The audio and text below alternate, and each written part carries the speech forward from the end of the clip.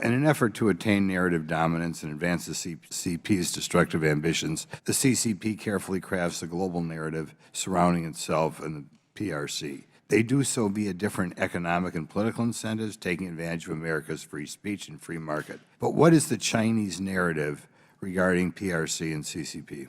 Well, the narrative is that they cloak everything behind the PRC. In actuality, within China, there's two constitutions. There's a Chinese Communist Party, and then there's a PRC constitution. The Chinese Communist Party constitution says that the Chinese Communist Party actually is a sovereign. And I think that's the challenge of our executive branch, is identifying who the sovereign is and identifying the type of system that they represent. And what's their goal?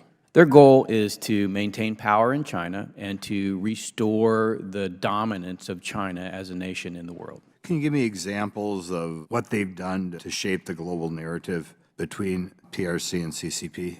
Well, the most effective thing they've done is to develop this very powerful technology that fuels the information influence campaigns that come out of TikTok. So they've actually adopted Silicon Valley's tactics, techniques, and procedures of influence for commercial gain and move that into social and political gain. So they're actually able to use that platform to influence 180 million Americans towards a Chinese-centric worldview. Okay. I know they're American private businesses owned by some of the wealthiest people in the country. I think of the NBA, I think of Hollywood.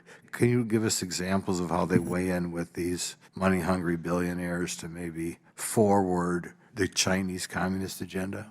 Well, a good example is just the issue of TikTok. TikTok has American investors that have an interest in that maintaining a connection to the Chinese Communist Party, because that's what TikTok wants. And therefore, they lobby the Congress to make sure that there's no bill passed with regard to defunding of TikTok.